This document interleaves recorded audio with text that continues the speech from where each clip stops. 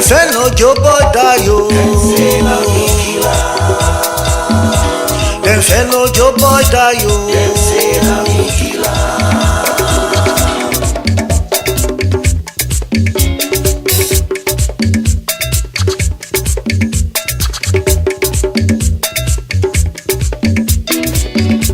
The Creoles of Sierra Leone are a unique ethnic group, and that ethnic group has such a unique history that's linked with British history. So we have an organization, or rather a team of us, like-minded people called thecreoles.com, and the purpose is really to showcase that unique history that the Creoles have, raise awareness of that history, the traditions, the heritage, the culture, the language. So we do that by a website. We've got a website, we've got a Facebook page, the Creoles.com Facebook page, and also we put on events. Very recently we had an event which was part of Southern Council's Black History Month, so it was October 2017, and the title of the event was The Education of Black Boys, 19th Century, Present and Future. Now some of you might find that very interesting that we said 19th century, and that's because I discovered that in the 19th century, early 19th century, there was a school in Clapham, England, called the African Academy. Now, abolitionists like William Wilberforce, Granville Sharp, they were part of a group called the Clapham sect who were trying to abolish slavery, but they used to bring boys from Sierra Leone to study at that African Academy. So we thought we'd do something. A lot of the history is unknown, so we thought we'd showcase that, but also take it from the 19th century and then have a panel discussion, bring it to the present, and then the future of education in this country, the UK, of black boys, because there are lots of issues around the education of black boys. So we had a keynote speaker called Steve Martin. He's a historian, a reputable historian, well known. He gave the keynote speech, and then I, Yamide Thomas, I spoke about the education, Creoles, pioneers, women. Although the topic was black boys, we wanted to talk a bit about some women. So I did something about women who pioneered education in Sierra Leone, the likes of Lati Hyde Foster. I spoke probably about Hannah Benker Coker, all these sort of top names who were pioneers in their own right. And it was a lovely, lovely event. We also had a quiz, a fun quiz after. After the panel discussion, we had a fun quiz, and some of the questions from the quiz related to the presentation, so we could see whether people had really absorbed some of the things we said. So it was a really good event. I'm sure Southwark would be proud of us. This video is part of that, so that you can see what happened, so that you can learn from the event, and come to the next one and join Creoles.com. But the main idea is that we feel that with events like this, which we will also video and document and then put it out there on YouTube, which will allow other people from outside and people who are interested in this kind of thing to be able to find that. And over time, we hope that we will end up with the body of work covering history, language, culture, and something similar, which we will then be able to pass on to something else. So we're very much passionate about the educational aspect of it all. That was the main aim that we set it up. But the secondary aim, something again that is close to my heart, was we felt that it was necessary to be able, philanthropic part of it for that matter, to be able to give something back. And we felt that there was no charity that was dedicated to older people. Most of it is for sometimes different causes, but we felt that something that would, with the main focus of helping many older Sierra Leoneans, we might expand that later. So we created, in parallel, as part of the Creoles.com, what we call the 1787 Welfare Fund, and the main aim is to work with the King George's Home in Freetown, one of the oldest care homes that was set up quite a long time ago, mainly for older Sierra Leoneans of all backgrounds. And we felt that if we have this very simple and narrow focus, 1787 Welfare Fund, all the projects and things that we do, we'll be able to funnel the funds towards that. So that's the secondary aim. So the primary aim is what we're doing now, and the secondary aim is to help these people. I'm very, very happy that you are all able to come, especially those who found us through Eventbrite, because we feel that Creoles or people of Creole heritage goes far beyond just Sierra Leone. It's actually quite wide, as you find out, and this is one of a few events that we plan to be conducting or taking part, and now we've got your emails and your numbers. We'll be able to invite you to the next event. I hope you have a really, really good time, and just a little tip, make sure that you pay careful attention to everything that is going on, because there's going to be a quiz, and what happens is, I'm a teacher, most of the time what happens is you teach something, your students, vocational education, pretend that they're listening, and at the end, when you now ask them to do the same thing, you then discover that most people were not listening. So I hope you've got two things. Either you listen carefully, or you look around and find people who you think are quite smart and join the team instead, so that when we're doing the quiz, you'll be ready for it. I hope you have a good evening, and thank you once more for coming.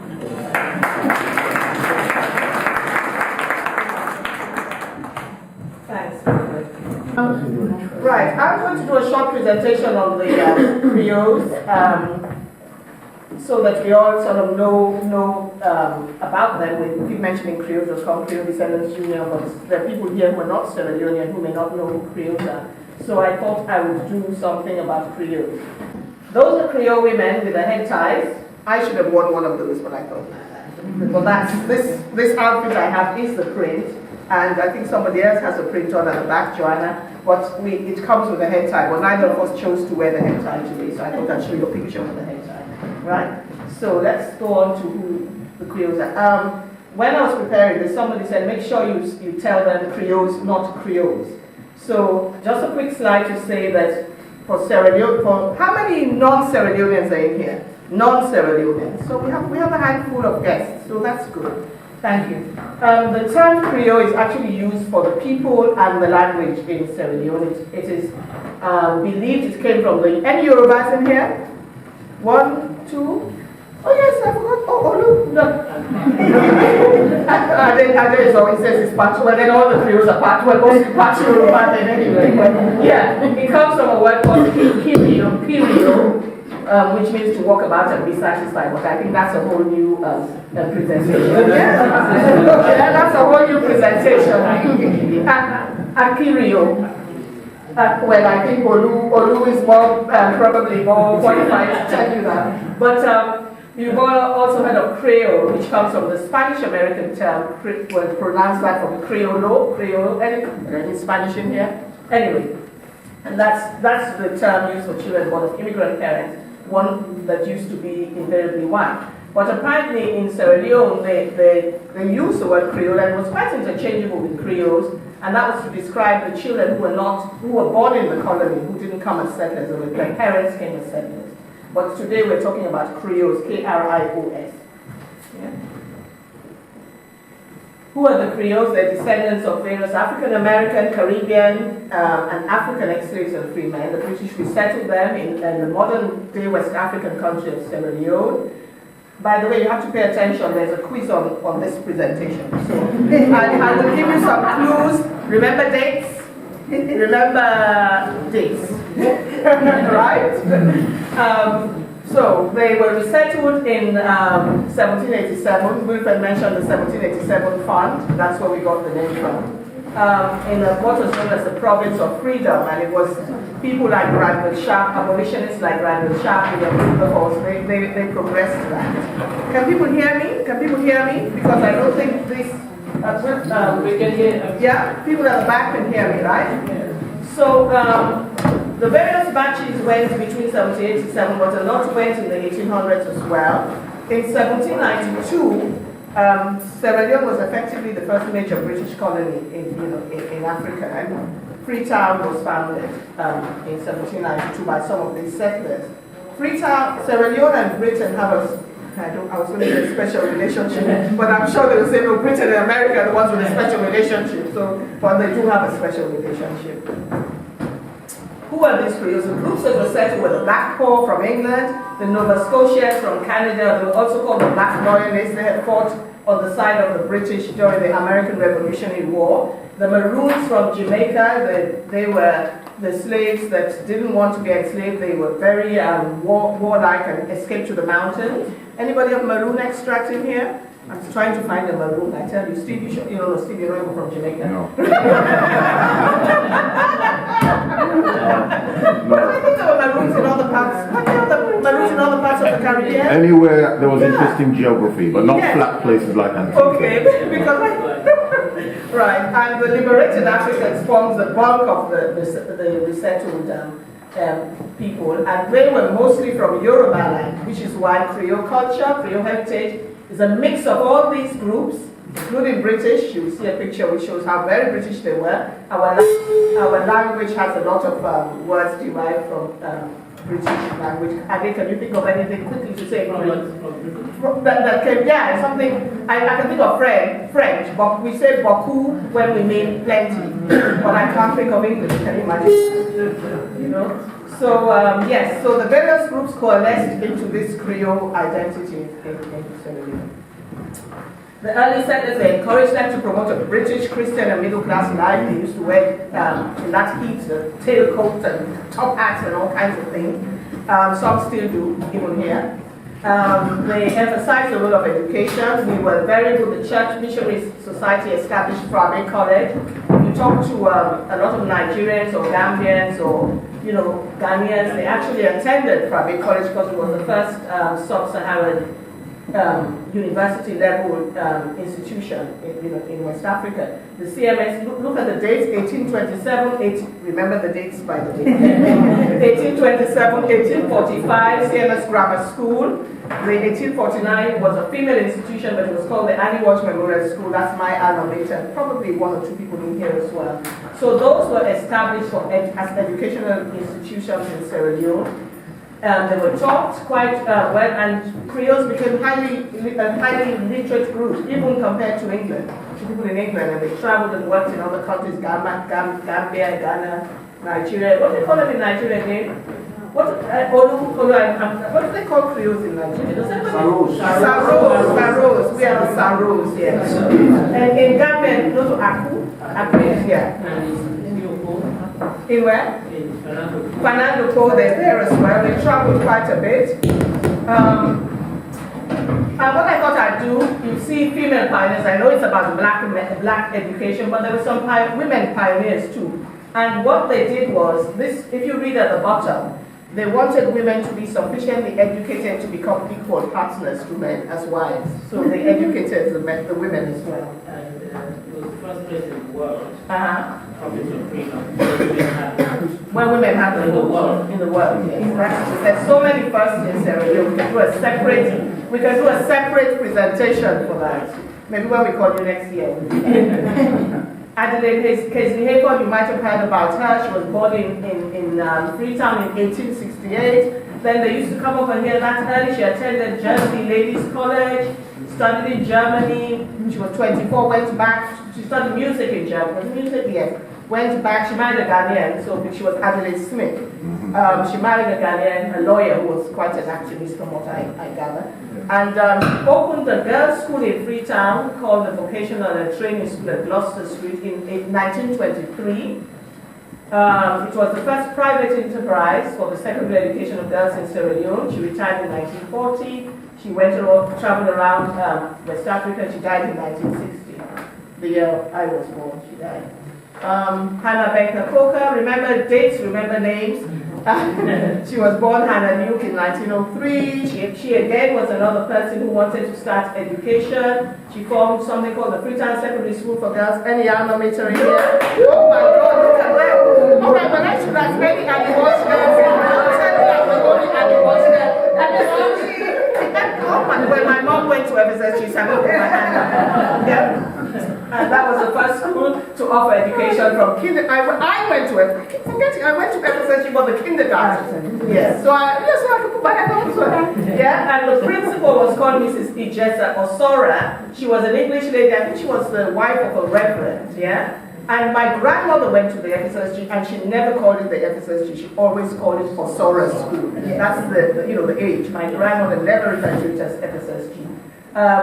It brought girls from the hinterland to come and get a well-rounded education. Then Benka Kuka became principal in 1939 when the war broke out and the English lady ran back, obviously she evacuated, Evacuated, don't run away. And in 1952, Benka Kuka died. Yeah, let's move on. Lati Hyde Foster, how many people know this woman? Yeah, right? She was born in Freetown in 1911. She was the first female to enter Frabe College, the college I told you about. She made history with that. She married and taught in the Gambia. She became the vice principal of the Ali Walsh, and in 1961 she became the first black principal in Sierra Leone.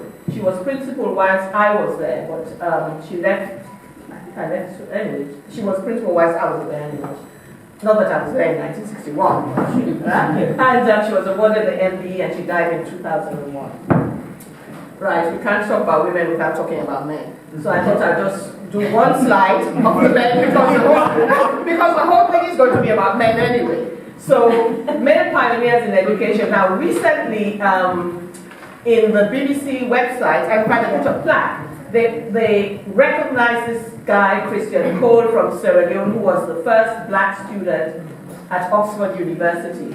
And they ridiculed him and made cartoons of him. In fact, the picture that the article put was of a cartoon character of him, which was, can you imagine the racism in those days? In fact, somebody commented that he looked like a minstrel, and I said, and I said, when if they ridicule the poor man.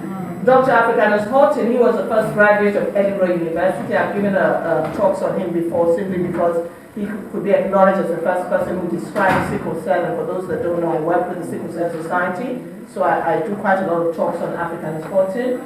Dr. David Nicol, he was the first, some of us know him because these are people who were around when we were around.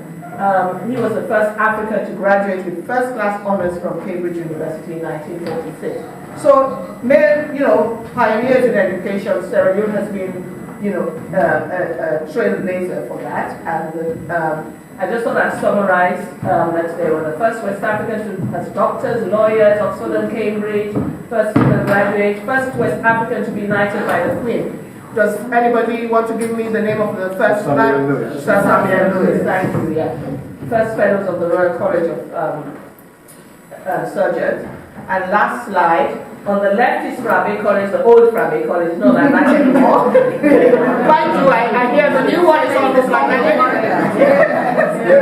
And the people who are alma mater of Frabe College. I hear the new one is really exactly, but it's getting that way, can you imagine? Sierra Leone. And on the right, those are Creole boys, that was the way, remember I said to you, they were really very dapper, and that's the way they dressed. And in the back is the wooden Creole, Bordeaux as we call it. So there you go, those boys were dressing like that in the 1800s in Sierra Leone.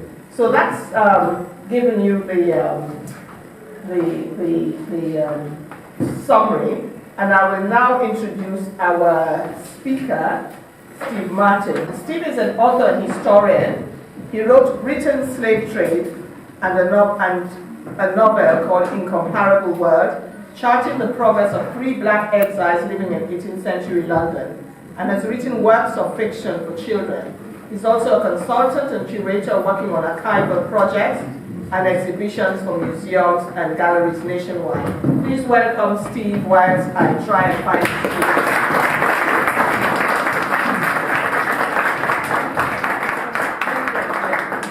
Right, good evening, everybody. Come on,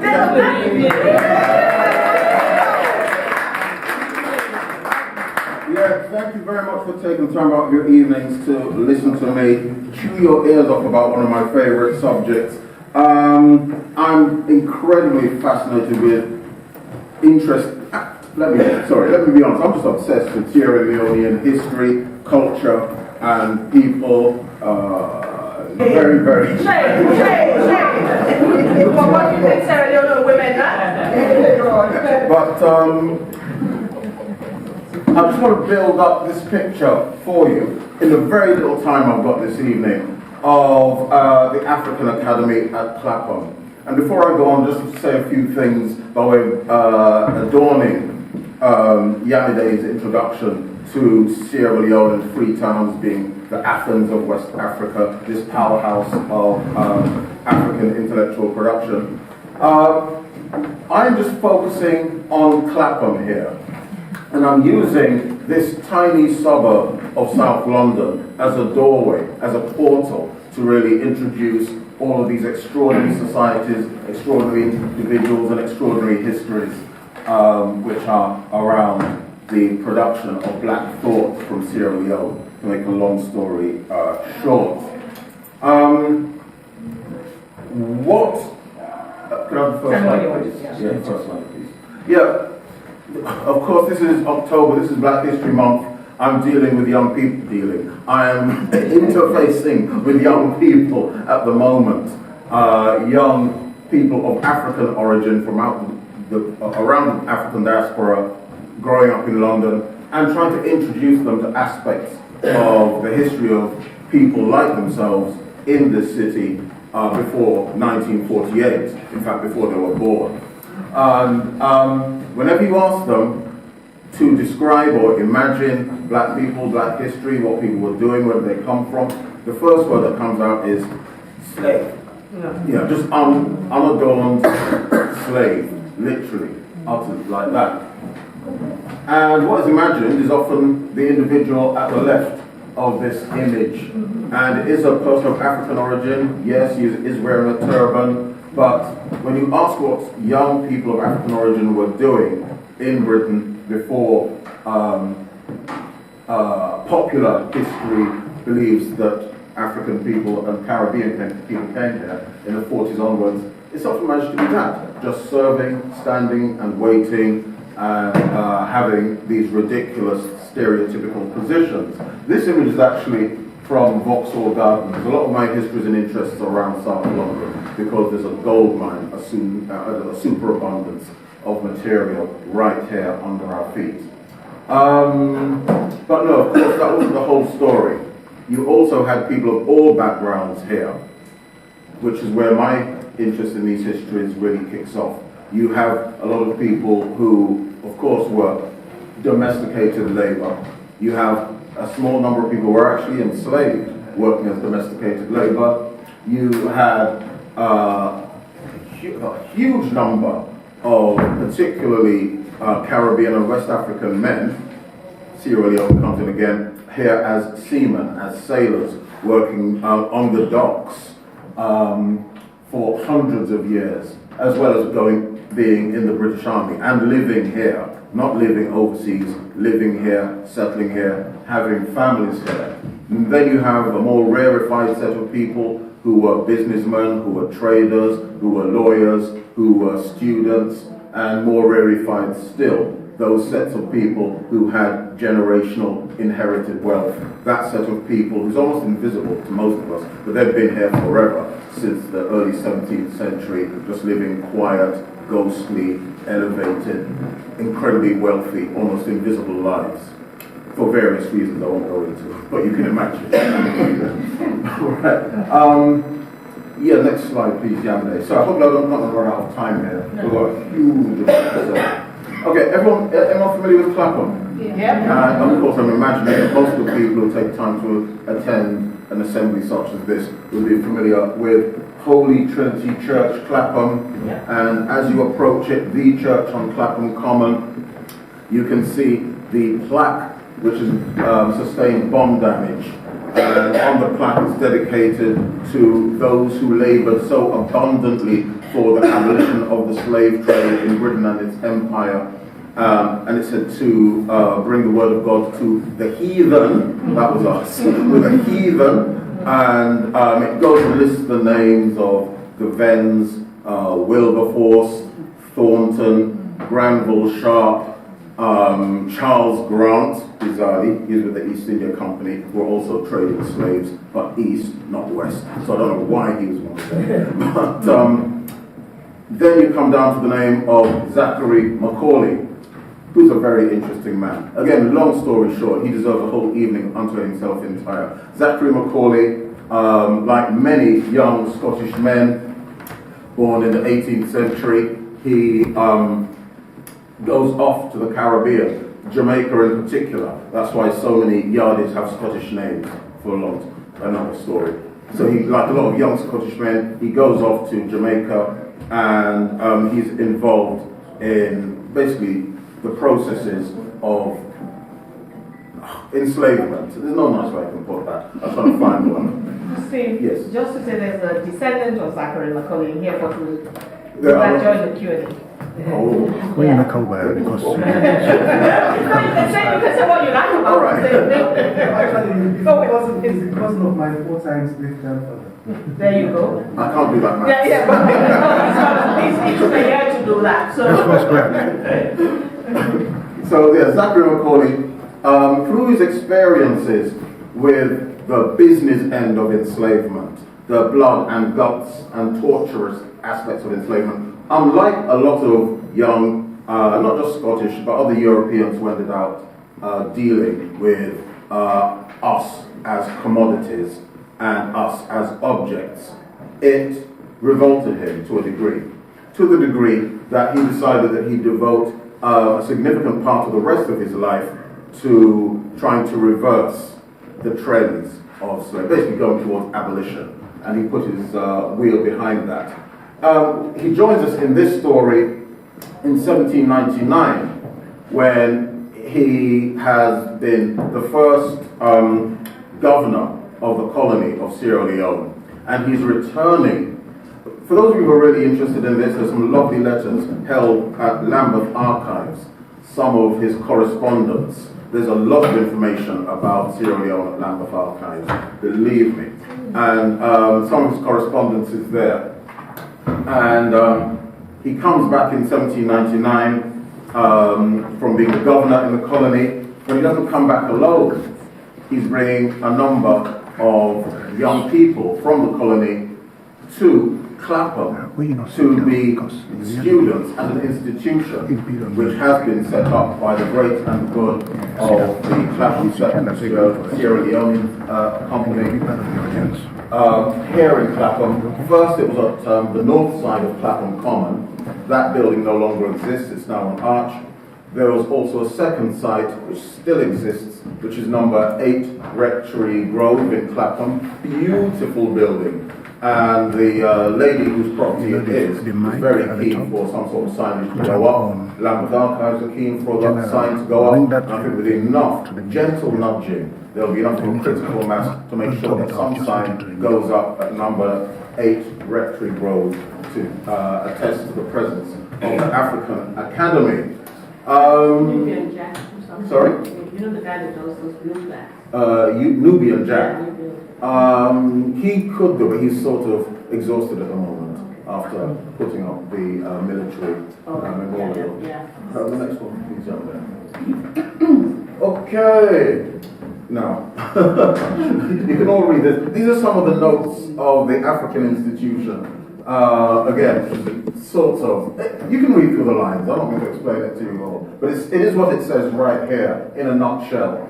From Mr. Macaulay had persuaded several of the leading chiefs in the neighborhood of Sierra Leone to entrust their sons to his care for education in England in the hope that they might return to Africa and become regenerators of their countrymen, etc., etc. I expect that when Mr. Macaulay arrives, he will make his triumphal entry into this island with 20 or 30 little black boys and girls at his heels, the trophies that he brings with him from Africa. It is so, when you read some of this correspondence, it's half sickening, but you have to laugh. You know, just the impressions that people had of young Africans. There's one instance just after they had their inoculations for, I think it was smallpox. No, some of them died of measles. I think it could have been, I have to remember what they were in. Anyway, they've been inoculated, and it's in the first or second week of their being here, and they were running around on Clapham Common, and it's noted that all the people who were dining, and it was in the summer, and so the windows must have been open, so all the great and the good and the wealthy people living in their lovely houses around Clapham Common, they're dining, and they look out, and in their words, they see this cloud of Africans on Clapham Common, and they send their men servants out to go and bring them in one by one, just invite them into their houses so that they can question them. What are they doing? And you can just imagine that scene. It's described that the young boys, they all went gladly because they assumed that everyone they met was their friend. But they didn't come to any harm. It's just an interesting observation. Could I have the next one, please? About the non-Sierra Leonean connections to do with black history in just this one parish.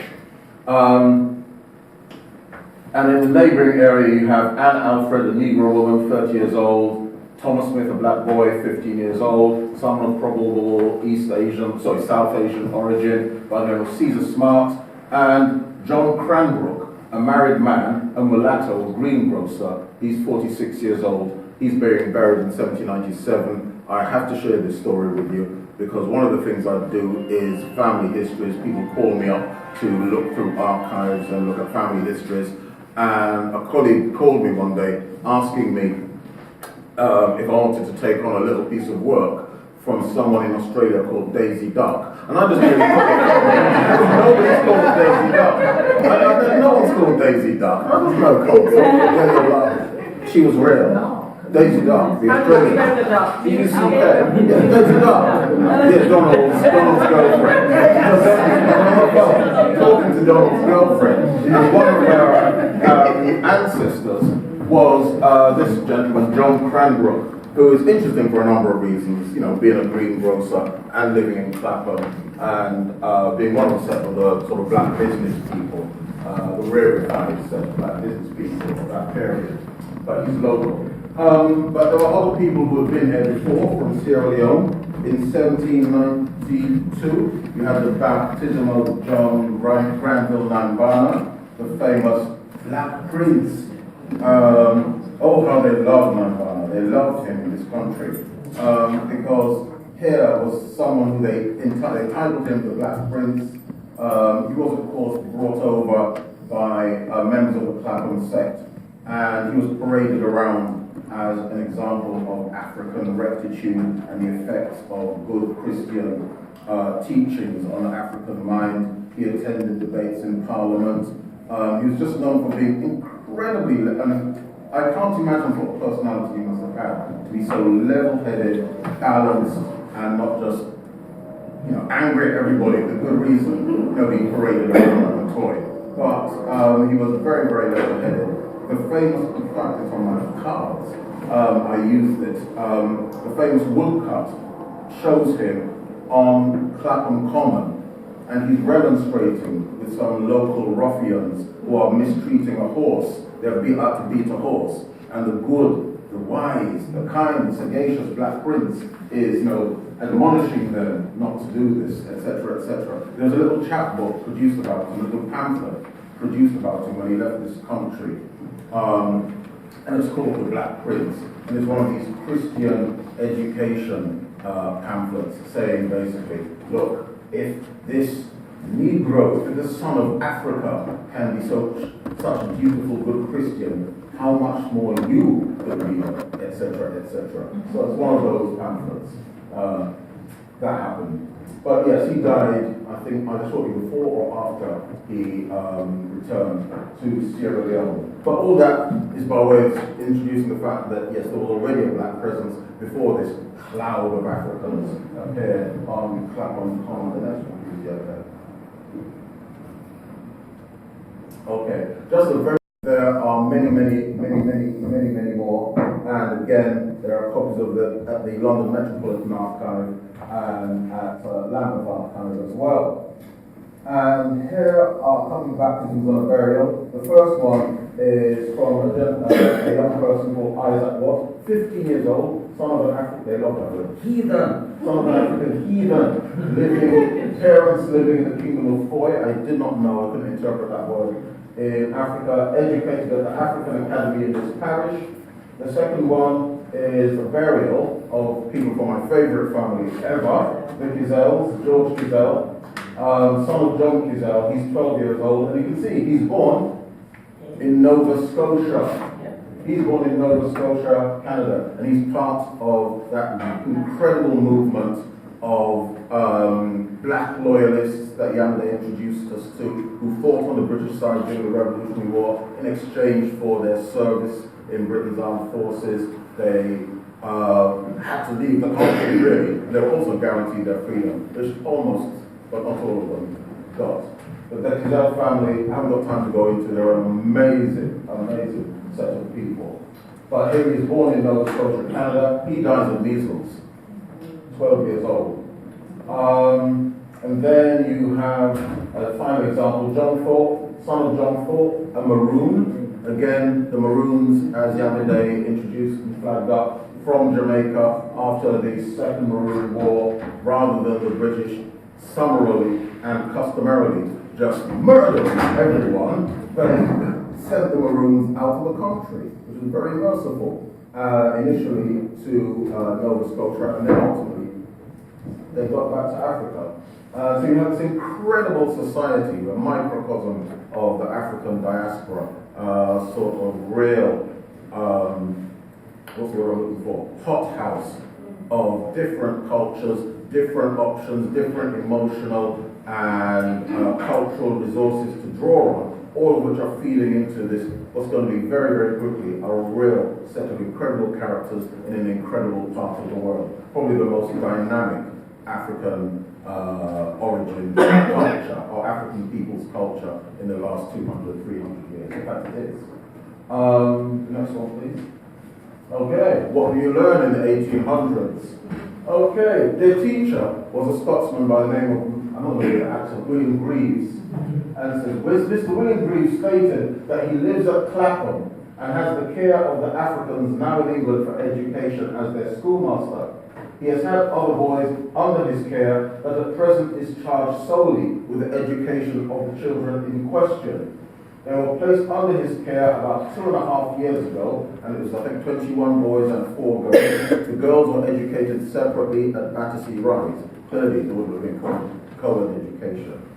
Steve, pay attention to figures. You know the quiz, yeah? This is an interesting sentence.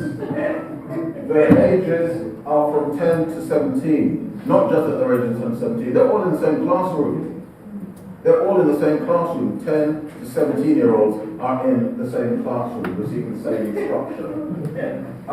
He instructs them in reading, writing, and arithmetic. And one of them who is the most forward in mensuration measurements, using algebra. Sorry, I mean, using geometry, yeah. Almost all of them can speak and read English tolerably well. Pains are taken to give them information on general subjects such as history, geography, natural philosophy, that's science, and mechanics. He hadn't observed any inferiority of capacity, allowance being made for the deficiencies on which they laboured when they came under his care. They conversed together in their own language, but more frequently in English. 3 of the children, having learned to read and write, have been put out to learn boat building, which has been very essential for some of the families like the Gazelles had businesses up and down the coast and along the rivers. They were put out to learn boat building, and it's proposed to place the others as they get forward to learn different trades. They also learn various useful arts within the school. They retain a strong attachment to their home country, but don't appear impatient to return home till their education is completed, being sensible of the advantages to be derived therefrom. The children show a great disposition to adopt the principles of the Christian religion. So you can see underneath it, through it, over, around it all is this strong will to make sure that British culture is part of what these people are taking, an adherence, an emotional commitment, a connection, attachment rather, to British people and culture is at the centre of what these people are taking back. And part of that cement mix is the Christian religion, which of course is going to be central in all sorts of ways, good and bad, to the development of Sierra Leone. I can talk about this forever, but I'm running out of time already. I'm just going to mention that one of the books I like to read, I've got one of my favourite books, is Britain Through Negro Spectacles by ABC Merriman Labour, and it was published 114 years ago. And he was a young man who came to London to become a writer and study law and have all sorts of adventures. And just when I read, he's living in South London as well, but when I read his experiences and his everyday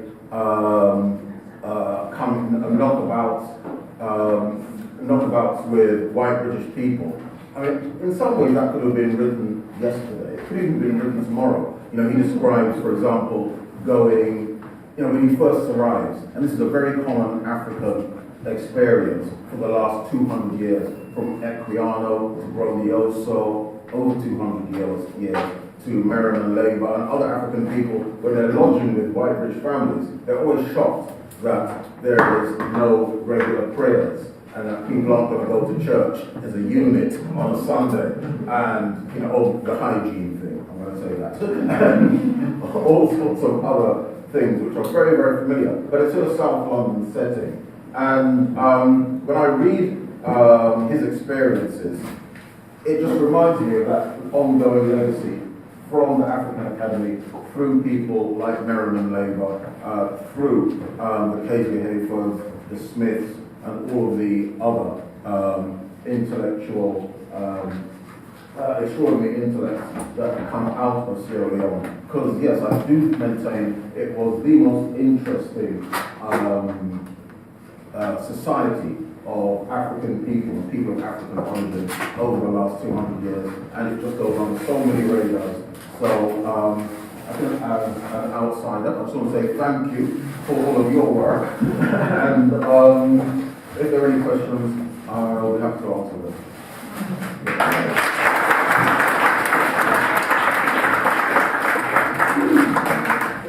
Before we go to questions,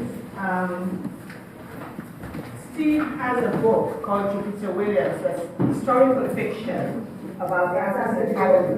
And I wanted to read some, I'll get Harry to do it, some aspects of, if he has his glasses, yeah? Because, I found the book very amusing in certain parts. So what I want you to read, Harry, is,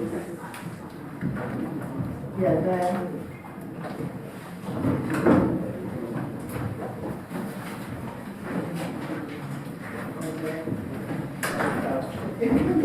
So, there really was a present for us, Robert squealed. And Mr. Onion stole it. And he lied. I feared he was on the verge of tears. I moved to console him as another voice declaimed, "We will defy the food now. The family of pirates, slave traders and idolaters who owned the banana islands off the coast of Sierra Leone. Although they were as black as any of us, in fact blacker than some, they were said to be the descendants of Englishmen who settled our country and married into local royalty 2 centuries ago."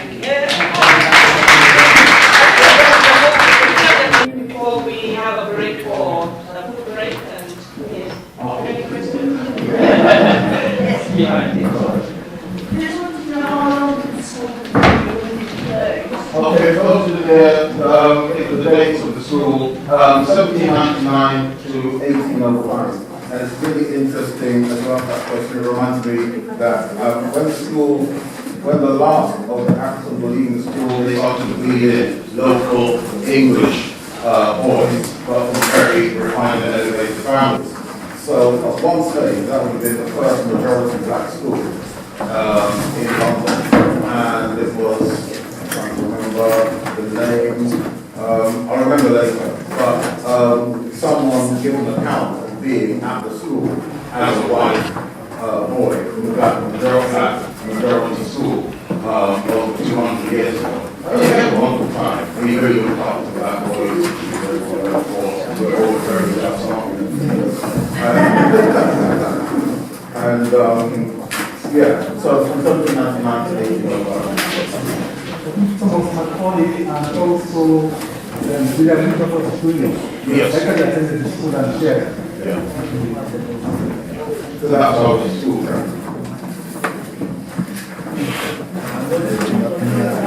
The girls were educated in Battersea Rise.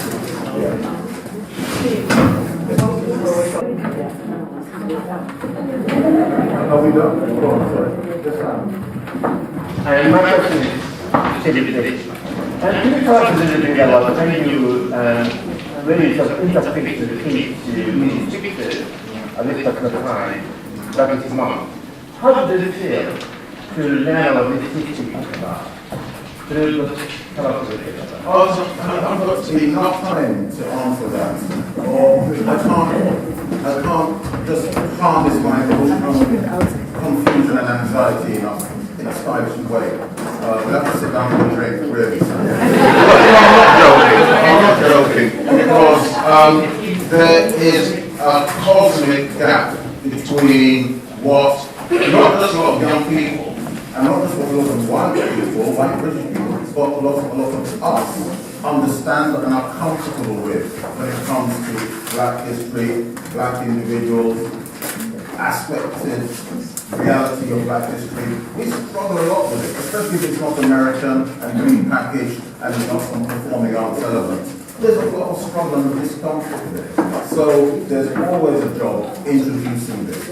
But part of the work that I do, part of my practice, is breaking through that and going through, not just things like African jumping, but going through the reality that lots of the history we have, people of African origin, in previous centuries, is connected to young people and the decisions that young people, either as young men on board ships or young girls who are running away from domestic service. You know, it's a fantastic story about choices that were made by people their own age. So that's the way in. It's always difficult. And also difficult sometimes getting a lot of people, and I would include some teachers, interested, because there's a bit of a learning curve for, I think, most of us stepping away from the wheel of American popular culture and history. That's a polite answer.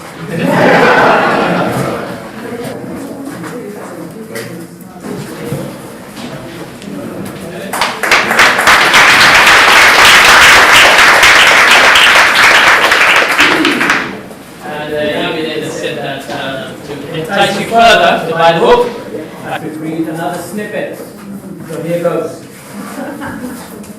Will Thorpe ran ahead, eased open the courtyard door, and led us along the shadowed walls into the drawing. I was glad a member of the Thorpe clan was with him. They are good people, and he is worthy of them. Of all people, my father is most fond of Herubi.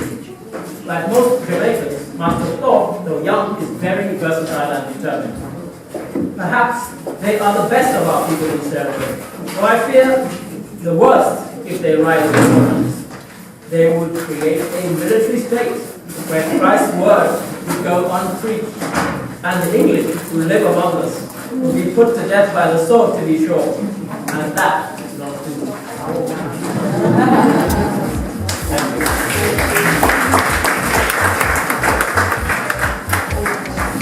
I think it was the best question.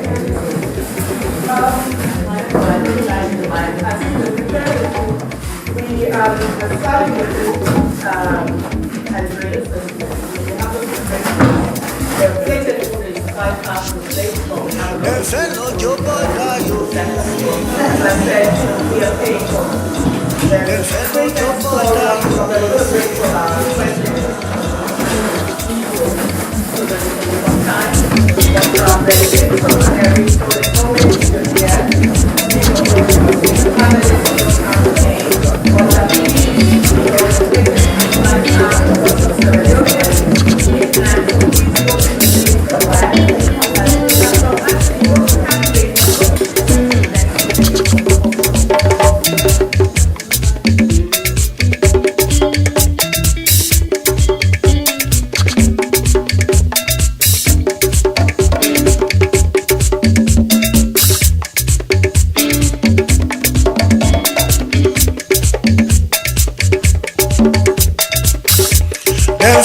Joe boy dead oh.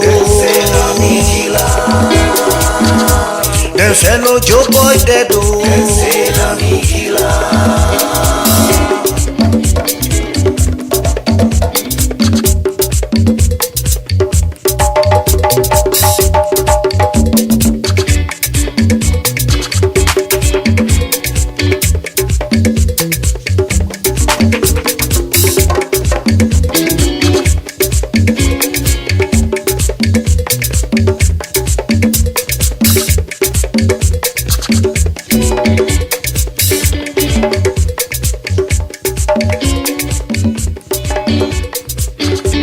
Ojo boy, let's we go.